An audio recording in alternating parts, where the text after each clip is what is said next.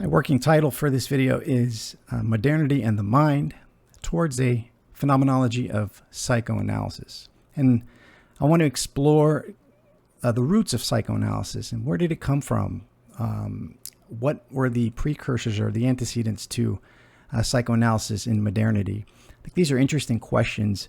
And this kind of dawned on me as I've been reading some Jacques Lacan, who's a French psychoanalyst who kind of reinvigorated Freud. And I keep going back to kind of the origin story of psychoanalysis, and that's in the Oedipus myth, the Oedipus complex, and a lot of modern or postmodern psychotherapy, psychoanalysis has tried at least to distance itself from the Oedipus complex for, I think, obvious reasons. But I think there's something there, and in my attempt to really grapple with what that is, I wanted to do a deep kind of dive into the history of psychoanalysis in the modern age, kind of where can we start this project. Ultimately, I want to put psychoanalysis, Lacanian psychoanalysis in dialogue with Orthodox psychotherapy. Some of the resources I'm using for this video are this book here, Freud and Beyond. I've read from, or taking from Orthodox psychotherapy, The Science of the Fathers. I've done a couple of videos on this most profound book, in my opinion, and I'll put those in the link where you can review some of the readings and comments that I've done, commentary that I've done.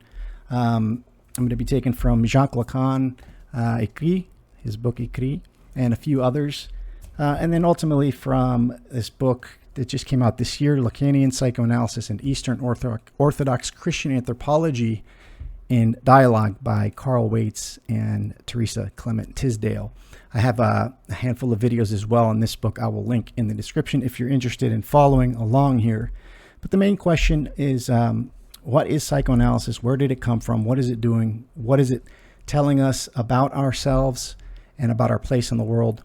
And again, ultimately, and I'm taking this from Heidegger and from Dugan actually, is ultimately to find or to attempt a phenomenology of psychoanalysis. Now, that's not a psychoanalytic phenomenology, which is a kind of field or a domain, but the phenomenology of psychoanalysis.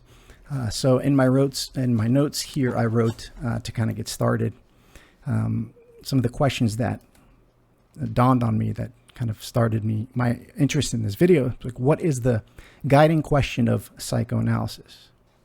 How and why did it come about? What were some precursors and influences on Freud? And the goal is to discern, borrowing from Heidegger, a term from Heidegger or concept from Heidegger, the existentials of psychoanalysis. Ultimately working our way towards a phenomenology of psychoanalysis.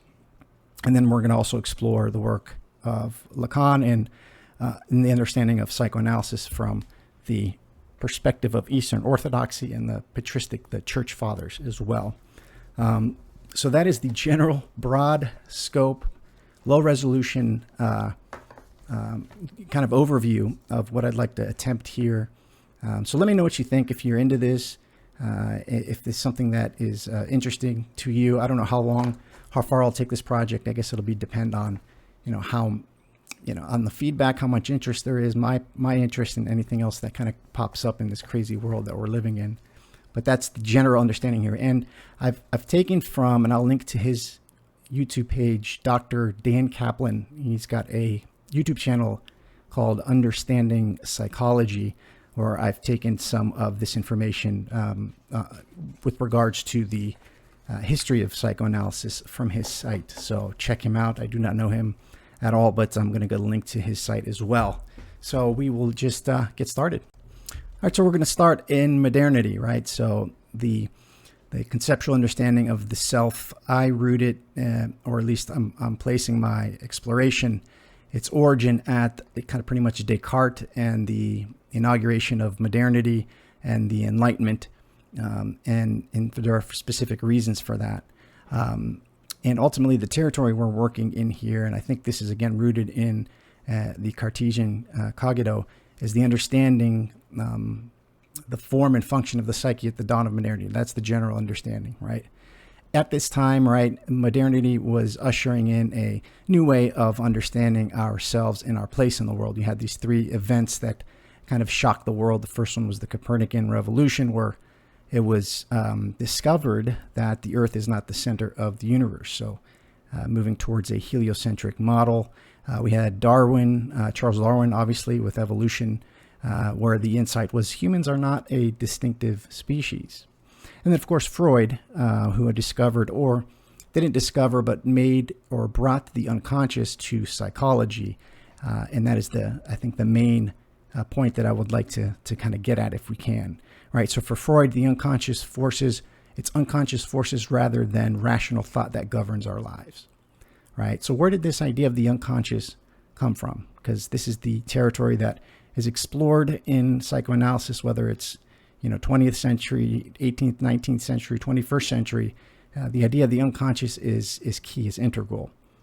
So mapping it, and finding the constellation of forces that constitute the unconscious and its relationship to the conscious, I think is kind of what psychoanalysis is about. But this modern understanding of the unconscious, I think, is rooted in Descartes, right? So Descartes said that you can doubt everything except that you are a doubter. You can doubt everything but your thought of yourself. So the cogito, I think, therefore I am, is I think the roots of modern psychoanalysis, because what that does is effectively create this distinction between the I that thinks and these that I'm aware of, and these unconscious, these exterior forces, drives, whether they're natural or internal or whatever it may be. It makes a distinction there. And I think that's where the roots of the unconscious are located, because the unconscious is that which, even you can even think of them as delusions or, exclusions for conscious awareness. So I think Descartes plays a big part, as he does in most domains when we're talking about, modernity and its impact. Another philosopher I'd like to bring in is the co-creator of calculus, Leibnitz. So he is someone that is interesting to think through when we're thinking about the antecedents. This is before Freud, hundreds of years before Freud, of psychoanalysis. So the unconscious mind for Leibniz, he lived in the 17th century. He was born 1646, died in 1716. He came up with the monadology, right? So monads, and from what we're thinking through here, monads are like atoms of the mind, right? They are individual elements of all reality. They're not composed wholly of matter, right? So this is when this idea of psychic content is starting to emerge. Each monad is an unextended psychic reality.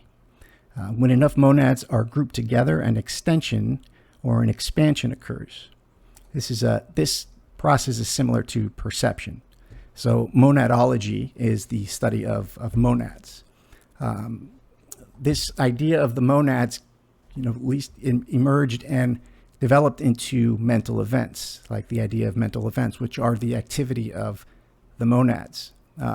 So they range from completely unconscious. There's a spectrum, right? They range from completely unconscious to completely conscious. And there's this term, I think it was coined by Leibniz, petite perceptions, which are smaller amounts of consciousness. You can think of them as sub-perceptual, pieces of consciousness, of mental activity, of monads, right? So it's similar to a single drop of water that is part of a wave. Each individual drop is not recognizable.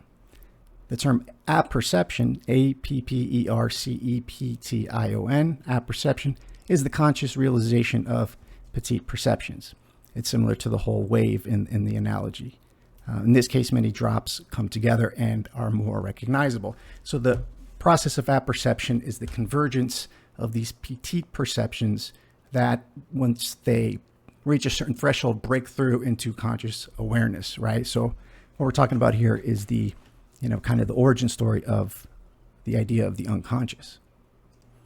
So what were the schools of thought that were prevalent in this time? We're talking about the 16th, 17th century. And I'm going to introduce some of the kind of theorists, again, these precursors to Freud, The popular kind of system of knowledge was structuralism, right? And I want to bring in Wilhelm Wundt, who I believe was writing in the early 19th century. He died in 1832. He was a German physiologist. His last name is Wundt. W-U-N-D-T is how it's spelled. He was a German physiologist, philosopher, and professor. He's known as one of the fathers of modern psychology. He distinguished psychology as a science from philosophy and biology, and was the first person to ever call himself a psychologist. So here we're seeing this emergence of a new domain of human activity, right? From philosophy and biology, now we have this new emerging domain, from the perspective of modernity, we know as psychology. Again, Wundt is very a key figure here. Was actually known as the first psychologist. Then we have behaviorism. Behaviorism, I want to bring in the theorist John Watson, 1878. He died in 1958. He was an American psychologist who popularized the scientific theory of behaviorism, establishing it as a psychological tool. And there's a lot of modern and postmodern psychology is based on this behavioral model, whether it's cognitive behavioral therapy, many different models, because it's practical, it's useful. It's a very Americanized form of understanding of the psyche, utilitarian, positivistic. This was in the time of the logical positivists. So we have the structuralism of Wundt, and we have behaviorism in Watson, and we have functionalism with William James. William James, 1842 to 1910, was an American philosopher, historian, and psychologist, and the first educator to offer a psychology course in the United States. Actually, he's considered to be leading thinker of the late 19th century and one of the most influential philosophers of the United States, and the quote-unquote father of American psychology. So I wanted to bring these schools of thought in because they were at war or in competition with what was emerging as psychoanalysis. So behaviorism, functionalism is more of a proper pure science that is using the scientific method to discern the new science of the psychology, right? Where psychoanalysis does not fall under this pure science. It is a science, as Freud said it was, but it's more focused on the unconscious, which is more of an exploration of a mystery. And what we're going to get to is the most interesting thing to me is the origin of psychoanalysis, which is rooted again in the Oedipus complex, and which is a mythological story, of course, from Greek antiquity, but we'll get there. All right, next theorist I want to bring in here is Johann Herbart. He was born in 1776, died in 1841. He's the one who coined the term limen, right? So it's the concept of the unconscious was sharpened to the idea of thresholds. So liminal, subliminal, superliminal, right? So subliminal means below threshold, or the unconscious ideas. So again, this is an evolution from monads and petite perceptions. Now we have this idea of the subliminal, right? Below the threshold of conscious awareness. So compatible ideas join together to rise above the threshold. Incompatible ideas are pushed below the threshold. However, they continue to exist below the threshold.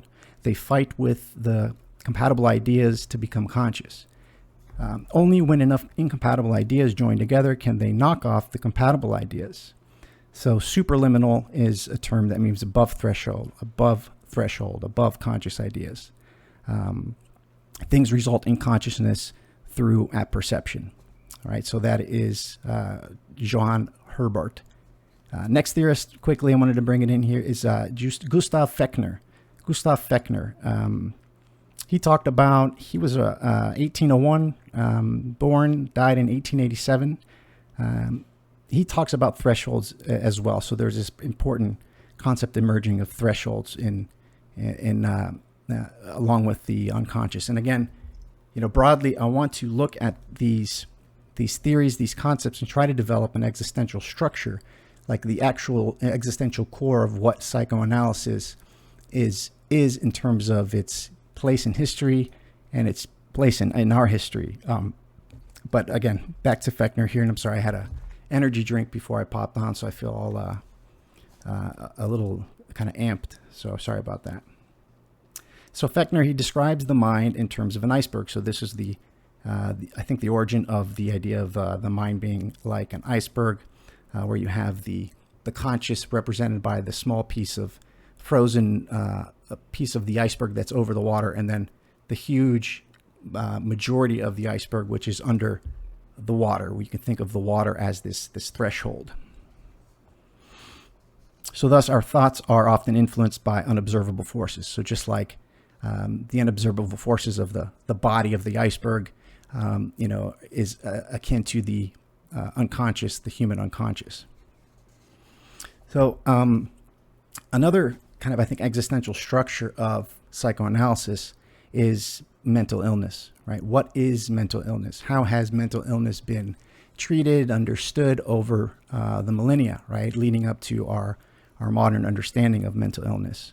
So prehistorical time or Egyptian time or, kind of pre-modern time, let's go a few thousand years ago, possession and magic and prayer and exorcism were all tools and methods meant to address mental illness. So there wasn't this idea of a psyche, that is juxtaposed to the biosphere and the physical, part of life. You were actually possessed by demons, by spirits, by unclean spirits.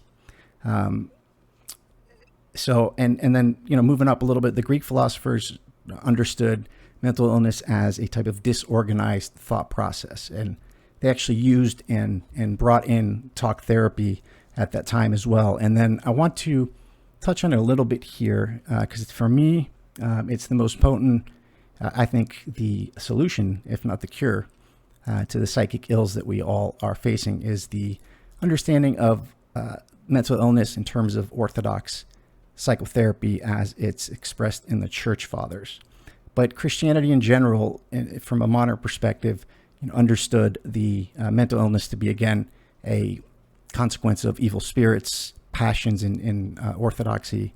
And you can even bring in the medieval witch hunts that were kind of punitive and meant to deal with this idea of mental illness. It's an interesting concept to think through. In our current day, we have the DSM-5, which is a manual that is used essentially to diagnose and prescribe medication for our mental illness.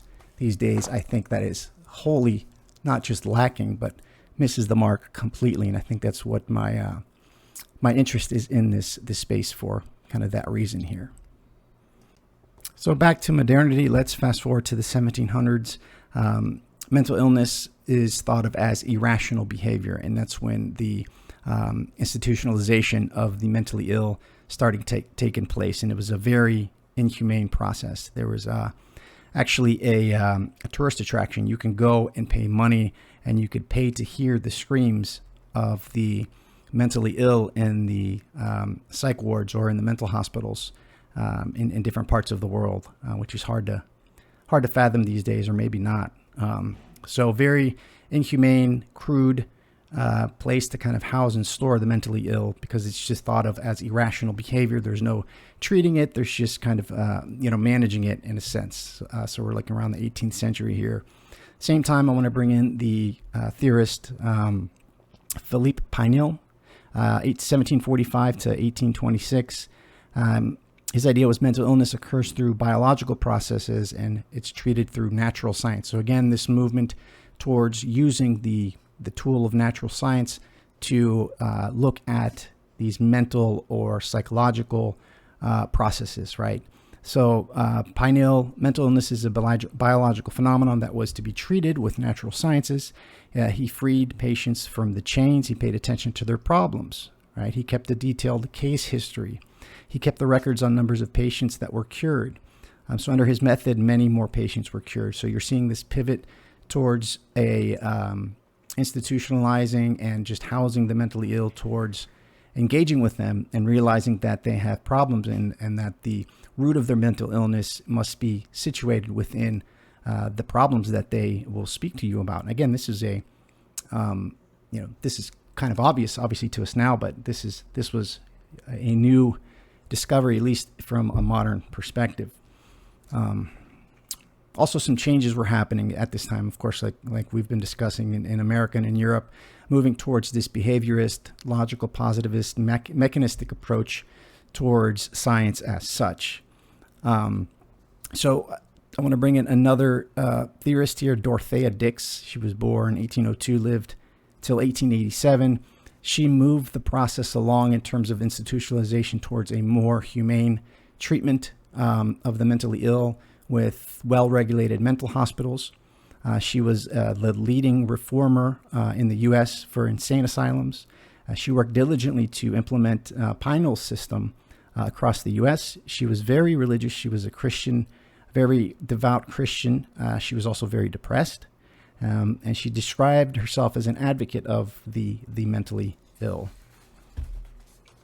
Moving along, Benjamin Rush, 1745 to 1813.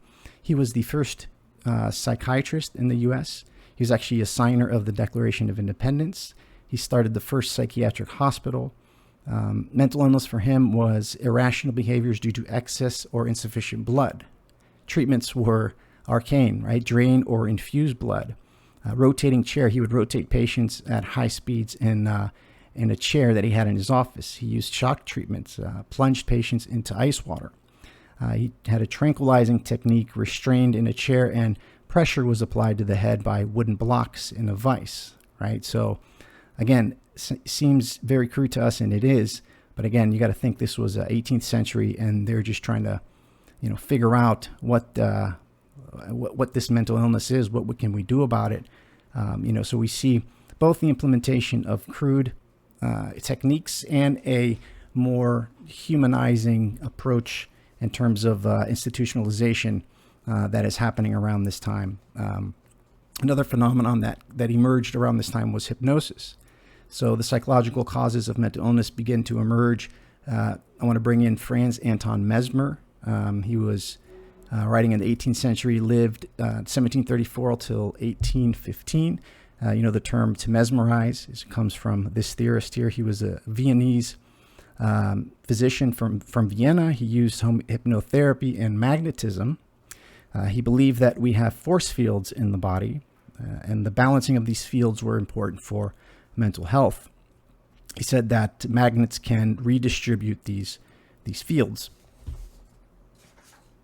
He started practicing in Vienna. He became a bit of a superstar. He's discovered that other objects worked just as well as magnets. Then his hands became just as good, and he proclaimed that he was a healer, a hands-on healer. He went to France and became even more famous. He got his patients into a trance. So we're seeing, we're working our way towards the couch, right? Freud's couch and free association and a lot of these, more familiar methods of psychoanalysis. This is kind of their roots. So went to France, started experimenting with trance work, right? Ultimately, he was viewed as a charlatan, and he fled to Switzerland. Next person, I believe he was a physician, is James Braid. He was operating 1795 till 1860. Was interested in neurohypnology, actually coined it, which is like a trance-like condition that later became known as hypnosis. He was, again, meticulous in his research, and he had contempt for overstated claims. His impact, he really lent scientific responsibility to the study of hypnosis. Next, we have a French physician, Jean-Martin Charcot. He was a big influence on Freud, 1825, died in 1893. He treated insane women in Paris. He used hypnosis to treat hysterical patients. And this idea of the hysteric is important, and we'll get into it a bit here. He used medical terminology to describe symptoms of hysteria. His primary work was not neurological, but psychological. So around this time as well, the neuron is being differentiated and discovered, right? So there's all these, just this flourishing of discoveries in science, and it's being applied to in the realm of psychology as well. But you can see that the categories are being conflated, and it's probably almost necessary for that to happen. But it's interesting to see the overlap here. All right, see. And then, of course, a big influence on Freud was Charles Darwin. So Charles Darwin, when was he around? 1809 to 1882. From Darwin, we got that he was talking through and about unconscious mental processes, and moreover, unconscious mental conflict, the significance of dreams, hidden symbolism in human behavior, the importance of sexual arousal, the drives of love and hunger, and the idea that there's a continuity in the emotions from childhood to adulthood, as you can tell, play a pretty profound role in Freud and in modern psychoanalysis in general. Right, that the roots of the adult psyche are situated in the development as a child. So that's kind of the broad brush antecedents to Freud and psychoanalysis. In terms of modernity, there's a lot more that can be said, and I'm not bringing in, the ideas. We're going to save this for another video of Orthodox psychotherapy, the understanding of the psyche, the soul, the nous. We'll be getting into that in another video. The next video, I'll be getting into the work of French theorist Jacques Lacan, going through some of his concepts. But to close out this video, let's got a little bit more to go, and I wanted to look at hysteria. So studies on hysteria became a foundation of psychoanalysis. Hysteria is a psychoneurosis in which unconscious emotional conflicts appear as several mental disassociation or as physical symptoms, is not dependent upon any known organic or structural pathology. The underlying anxiety is assumed to have been, quote unquote, converted into a physical symptom. So psychosomatic symptoms. The term is derived from the Greek hysteria, means uterus. The, quote, wandering of the uterus theory reflects the ancient notion that the womb somehow became transplanted to different positions. It's an interesting notion that's taken up by many theorists in the mid 20th century or 21st century. So therefore, hysteria was considered a specifically female disorder and was attributed to a malfunctioning uterus. Actually, hysterical symptoms may develop in either sex and are observed most commonly in early and adult life. This is a general description of hysteria. At the end of the 19th century, Jean-Martin Charcot, who we discussed a little bit earlier, a leading French neurologist of his time who used hypnosis to study hysteria, demonstrated that morbid ideas could produce physical manifestations. His pupil, the French psychologist Pierre Janet, emphasized the psychological rather than the physical causes of hysteria. Later, Freud began investigations with Breuer into the psychic mechanisms involved in hysteria and developed the theory that it was caused by repressed, emotionally charged memories. Let me see if I can find this reading from this section from Freud, from Beyond Freud here. All right, quoting here, he says, Breuer told an eager Freud about these experiences, and in 1893, the two published their first psychoanalytic essay, a preliminary communication, which stated, quote, hysterics suffer mainly from reminiscences. Hysteria was caused by trapped memories and the feelings associated with them. They argued those memories and feelings had never been lived through in an ordinary way. They'd become split off from the rest of the mind, only to fester and rise to the surface in the form of disconcerting and seemingly inexplicable symptoms. If those symptoms were traced to their origins, their meanings would become apparent and the feelings would be discharged in a cathartic burst. Then the symptoms would disappear. Freud and Breuer added fuller theoretical chapters and extended case histories, et cetera, and it's interesting that this term or this malady, hysteria, really was the first kind of study, the first interest in terms of what we think of as modern psychotherapy, psychoanalysis. So I think that's one of the existential structures that I think are emerging from this exploration here. Let's see. Neurosis is another key concept that, of course, everybody is familiar with because they probably are just as neurotic as myself. So neurosis is a coping strategy caused by unsuccessfully repressed emotions from past experiences.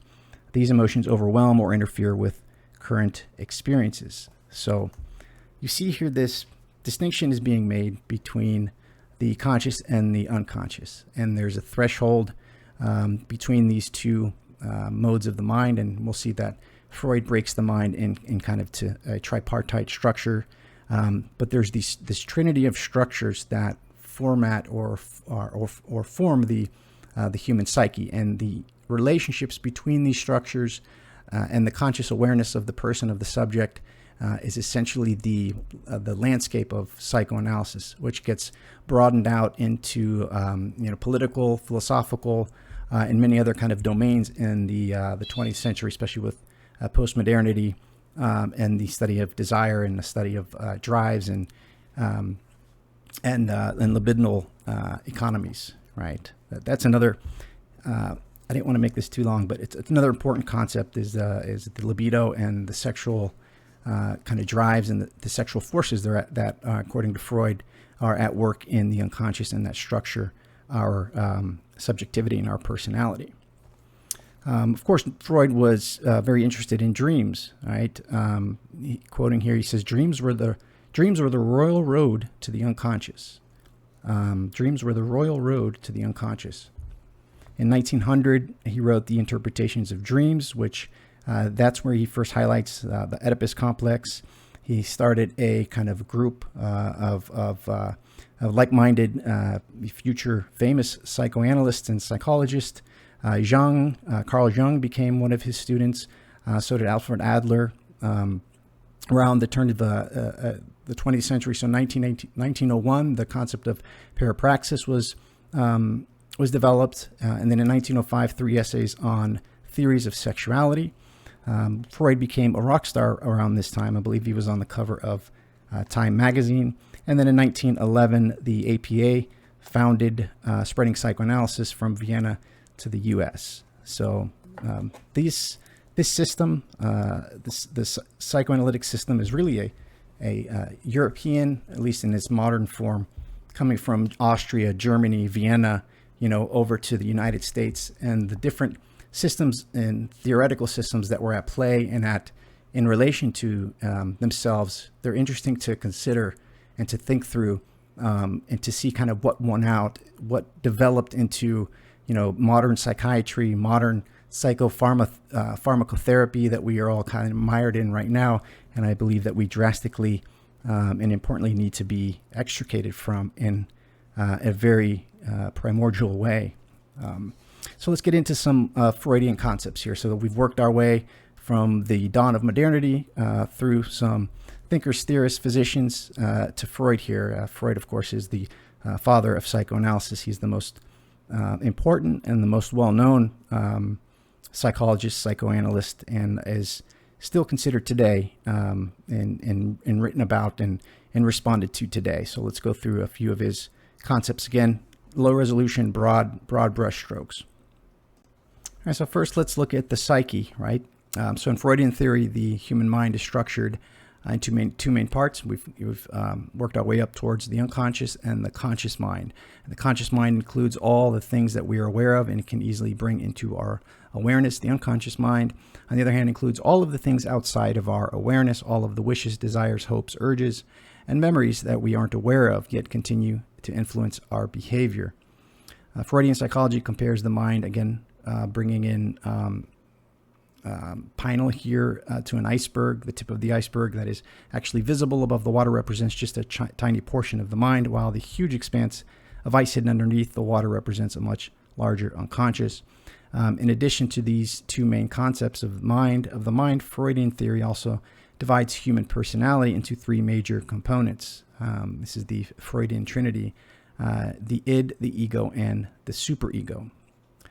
So the id is the most primitive part of the personality. It's the source of all of our most basic urges. The id is entirely unconscious and serves as the source of all libidinal energy.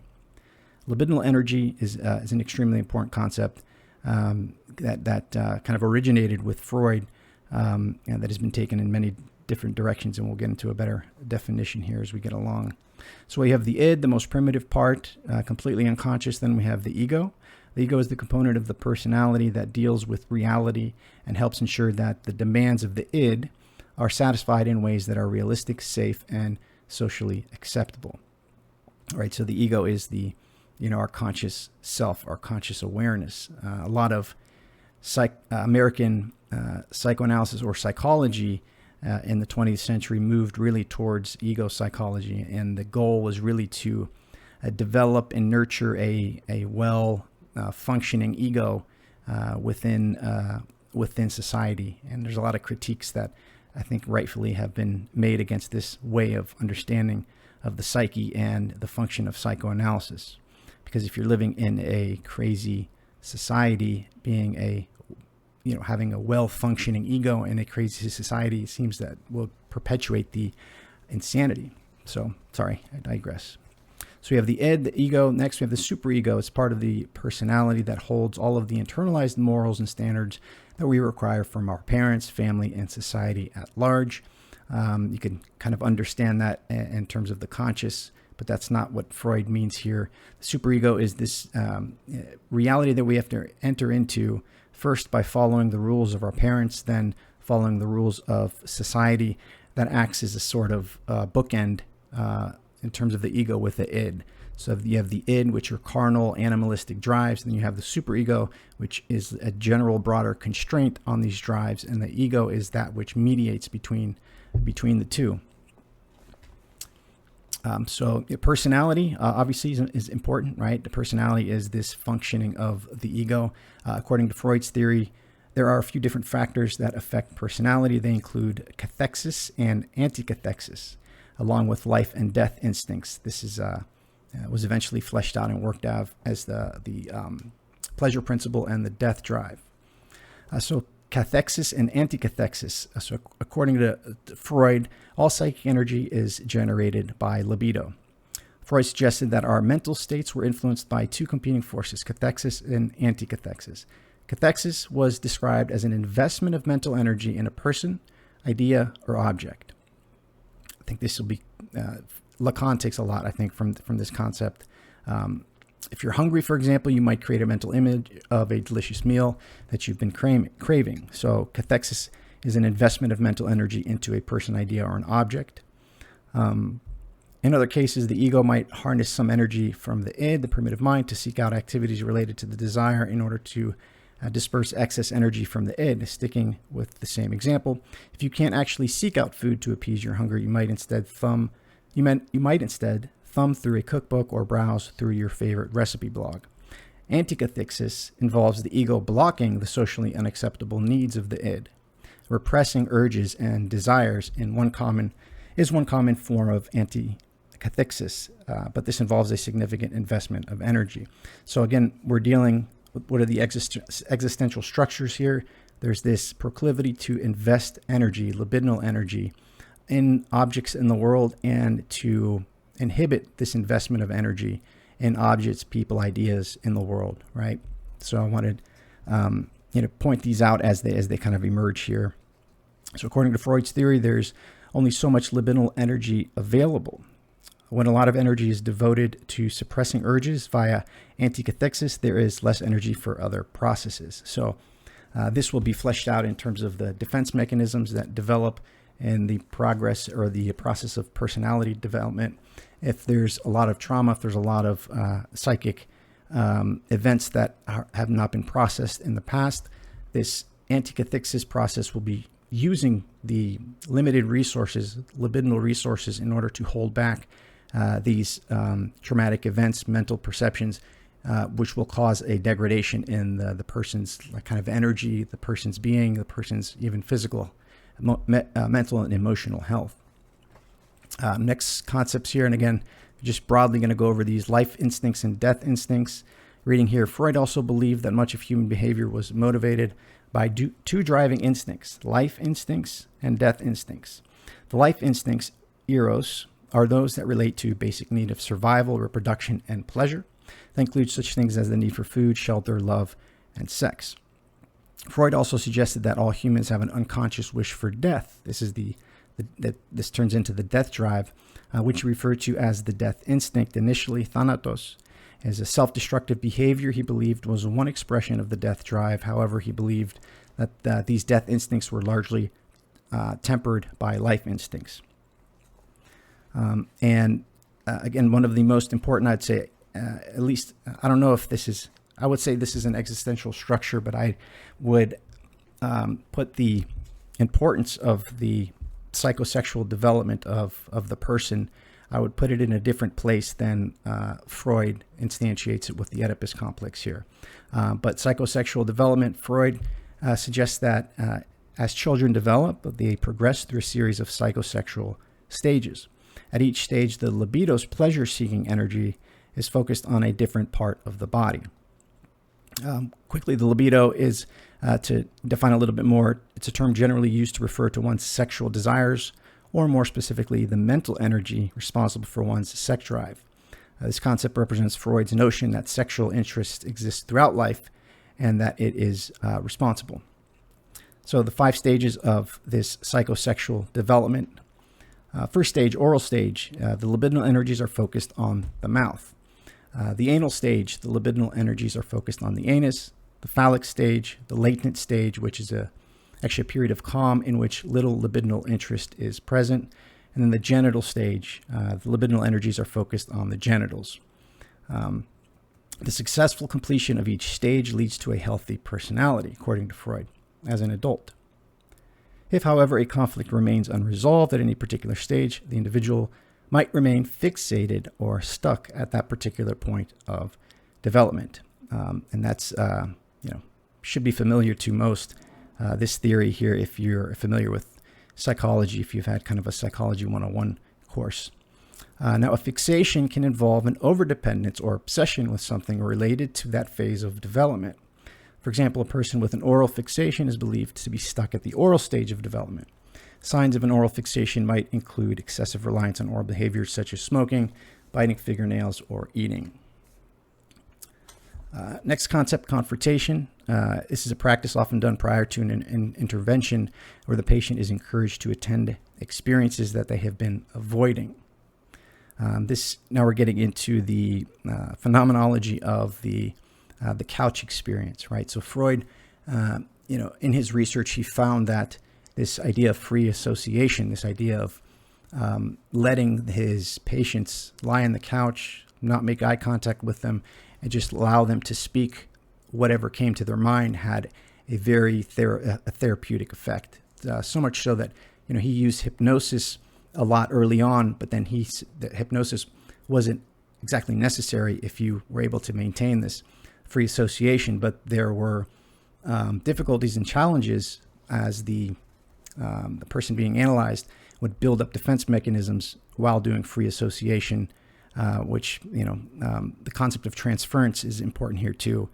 Transference is the projection. This is a very interesting existential, I'd say. It's the projection onto another person, the analyst, the psychotherapist, of feelings, past associations, or experiences. It's an important concept in psychoanalysis because it demonstrates that past experiences impact the present. Interpreting transference in the psychoanalytic setting can shed light on unresolved conflicts. That is a fascinating concept that we could talk for a while on. This is an idea that all of the traumatic relationships, or the major ones, were kind of relived and are applied to the therapist, and that's part of kind of the healing process. Countertransference, it is a relative concept, obviously, and this refers to the analyst's feelings and attitude towards the patient, right? So transference is the patient's attitude towards the analyst. This is the inverse. His or her reaction to the patient's transference, his or her own experiences impact his or her own understanding of the patient, and the analyst's emotional responses to the patient. Defense mechanisms are used by the ego as a way to deal with conflicts of problems in life. Operating at the unconscious level, defense mechanisms help to reduce negative feelings, anxiety, and guilt. Common defense mechanisms include repression, denial, and projection. Denial is an individual's refusal to accept certain or confront or all aspects of a given reality in order to avoid potential feelings of discomfort. It exists on a continuum, as it can be seen as just a normal reaction to a stressful event or to severe psychosis. While Commonly defined as a type of defense mechanism, denial plays a role in all defense mechanisms. Freud also referred to this as disavowal. Disavowal is another concept that we'll pick up with Lacan in the next video. And of course, dreams are important. It is a mental event. A dream is a mental event that consists of hallucinations involving imagery and emotions. Dreams occur during rapid eye movement stage during sleep. According to Freud, current concerns and unconscious childhood wishes are present during the day and require gratification. And it is dreams that allow us to respond to this demands while continuing to sleep, i.e. a person who is thirsty dreams about drinking water, which allows him to continue sleeping rather than having to wake up and satisfy his thirst, etc. Freud theorized that the mind was divided up. Oh, no, I'm sorry. That's from my earlier notes here. A couple more concepts here, and we'll close out. The ego ideal is part of the superego that contains standards, values, and moral ideals. Failure to meet these standards can cause feelings of guilt or shame, while success can enhance self-esteem. So this is the ego's relationship with the superego. Parapraxis is another concept. You would know it as the Freudian slip, which is a revealing an unconscious desire or conflict through a mistake, for example, a slip of the tongue or forgetting someone's name. Pleasure principles, an important concept, so it's the driving force of the id, refers to one's desire to obtain immediate gratification of needs by obtaining pleasure and avoiding pain. When our basic needs are not met, feelings of anxiety may develop. Another concept that is integral to Lacan is fantasy. So for Freud, fantasy loosely refers to an imagined situation that expresses certain desires or aims of the imagining individual. It can occur at the conscious level, also known as a daydream, or unconsciously sometimes referred to as fantasy, with a PH, spelt it here. And I want to end here with just a brief working through the Oedipus complex, right? Because the human psyche is structured through psychosexual development. The roots of this psychosexual development, to me, are found in this mythological framing. And it's interesting because you think of psychoanalysis as something very materialistic. You think of it as something very scientific, something very modern and postmodern. So its actual roots, though, and I think this is plays a big part of the refusal or the disavowal of the Oedipus complex by later psychoanalysts as a response to Freud. I think that's partly why it was rejected. But quickly here, actually, I'm going to read a little bit from the section on the Oedipus complex again from Freud and Beyond. I want to keep this under an hour, so yeah, we're almost at the end here, guys. And if you are still watching, thank you so much for exploring this with me. I'd love to hear what you think, and how you would like to see this, kind of exploration kind of move towards. All right, let's see here.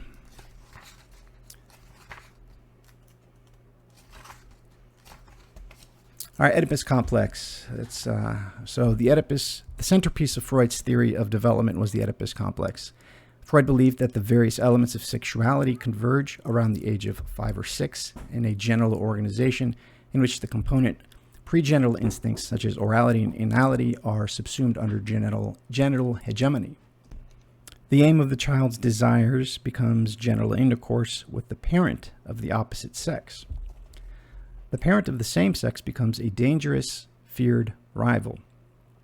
Later, Freud, 1923, introduced the concept of the negative Oedipus complex, in which the child takes as her object the parent of the same sex, and the parent of the opposite sex becomes a rival. So like Sophocles' Oedipus, each child is destined to follow her desires and thereby become caught in a powerful, passionate drama with no easy resolution. Again, this is the origin story, the founding myth of psychoanalysis, I contend here. The coloration of the Oedipus complex for each child depends considerably on the course of the earlier pregenital organizations.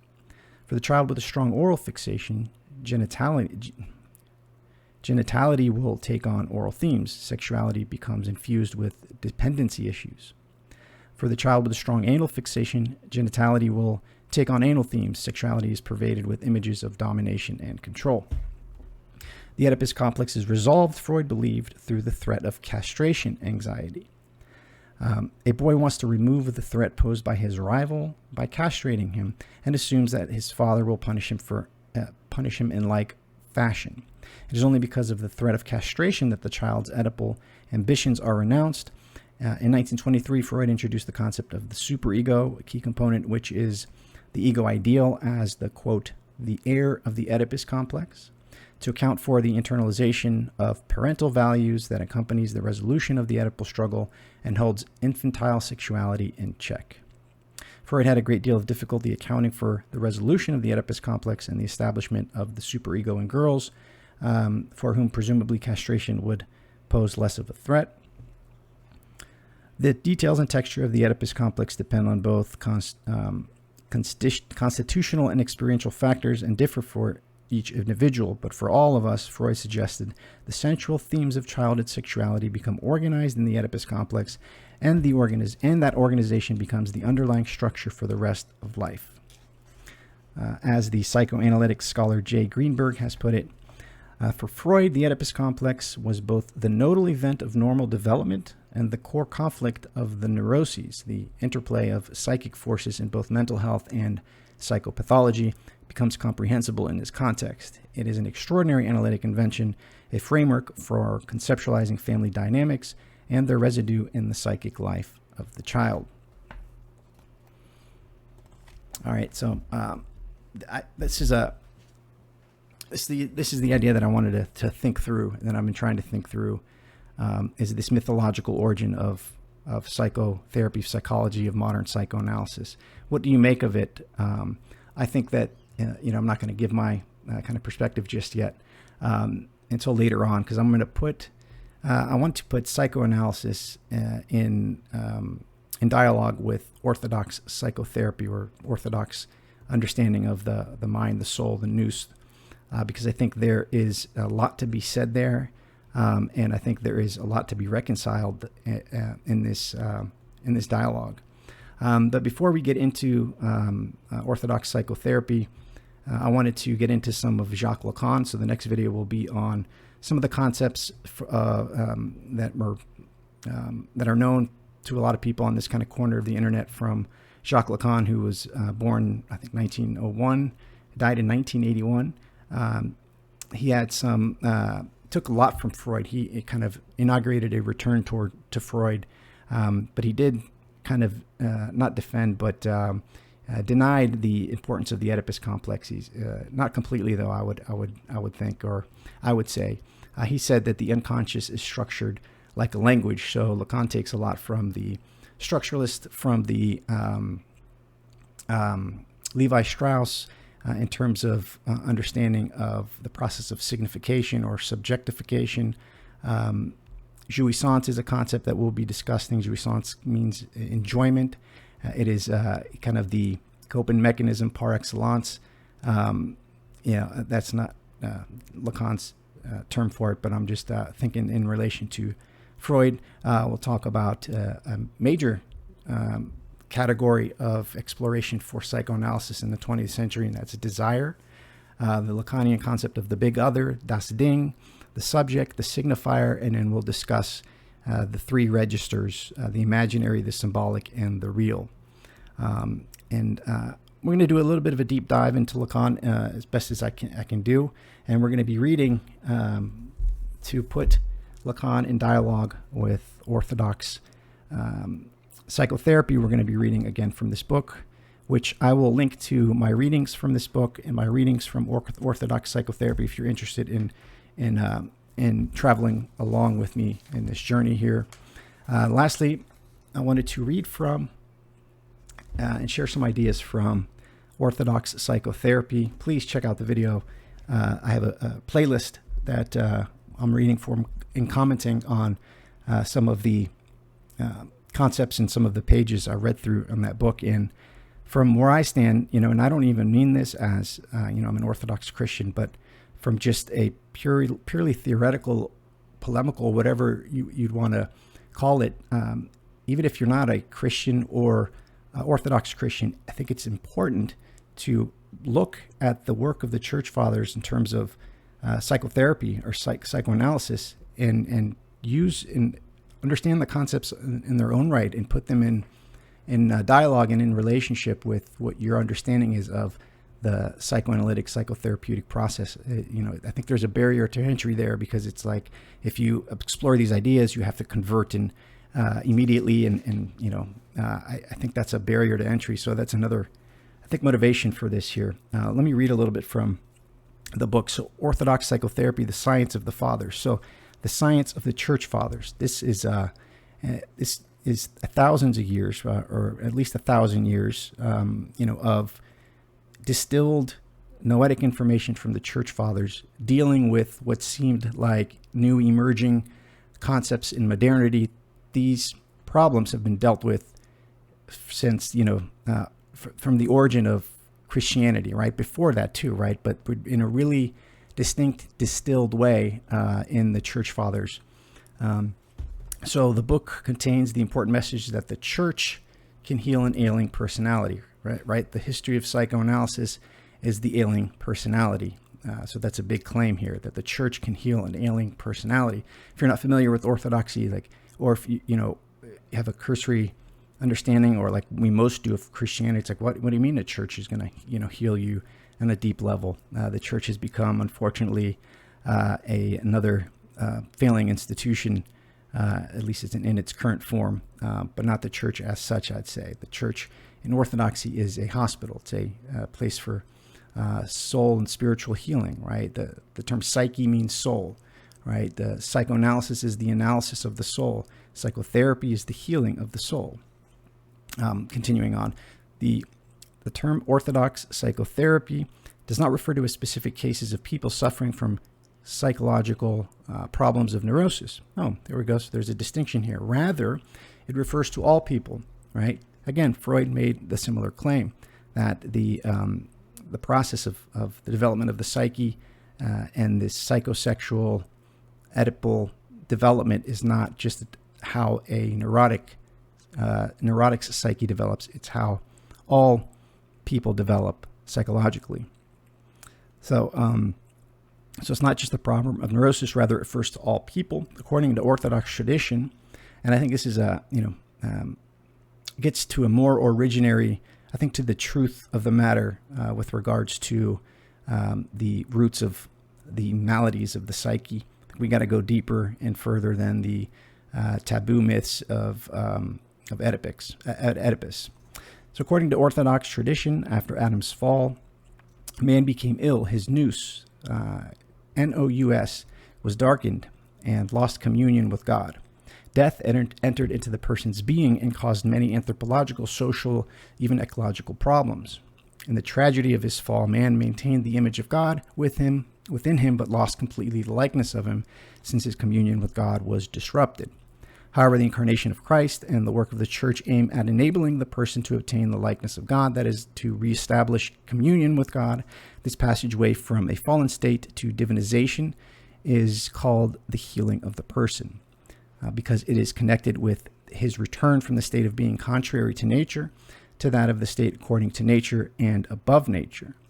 By adhering to Orthodox therapeutic treatment as conceived of by the Holy Fathers and comprehensively, the Holy Fathers of the Church, man can cope successfully with his thoughts. The logismo is the term for these incessant thoughts, and thus solve his problems completely and comprehensively. So please, if that's interesting to you, go ahead and read, look through my playlist of Orthodox psychotherapy. That is it for kind of this introduction of what I wanted to explore. Please let me know if you're still with me, and if you're still with me, what you're interested in, if this made some sense, if it's helpful at all, and what ways would you like to see it kind of go from here.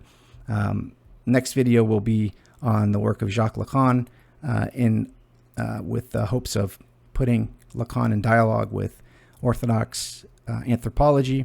Ultimately, hopefully, and this is probably just a general idea of finding and discerning the fundamental existential structures of psychoanalysis, or the psyche as such. So Wanted to keep it under an hour. I'm right at 59 minutes. So thanks for listening. Again, let me know what you think, and I will see you guys next time. God bless.